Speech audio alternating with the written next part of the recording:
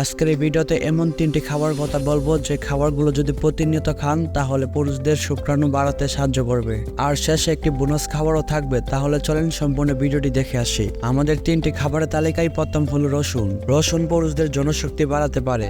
এতে প্রচুর পরিমাণে ভিটামিন এবং অন্যান্য পুষ্টি রয়েছে, যা একটি স্বাস্থ্যকর কার্ডিওভাস্কুলার সিস্টেমের জন্য অত্যাবশ্যক। রাতে ঘুমানোর আগে 2 থেকে 3টি রসুন খেলে উপকার পাবে। দুধ এবং মধু। 1 গ্লাস কোমল গরম দুধে 2 চামচ মধু মিশিয়ে খেলে পুরুষের শুক্রাণুর সংখ্যা দ্রুত গতিতে বেড়ে যায়। 3. টমেটোর মধ্যে রয়েছে লাইকোপেন। প্রতিদিন টমেটোর সালাদ খাওয়ার তালিকা রাখতে পারেন। আর এখন বলবো বোনাস খাবারের কথা, তা হলো ডাল। ডালে প্রচুর পরিমাণে প্রাকৃতিক ফোলিক অ্যাসিড রয়েছে, যা শুক্রাণু বাড়াতে পারে। নিয়মিত খাবারের তালিকায় ডাল রাখুন।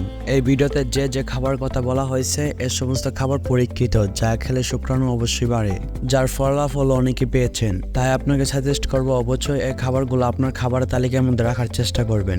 ধন্যবাদ, সকলে ভালো থাকেন। আল্লাহ হাফেজ।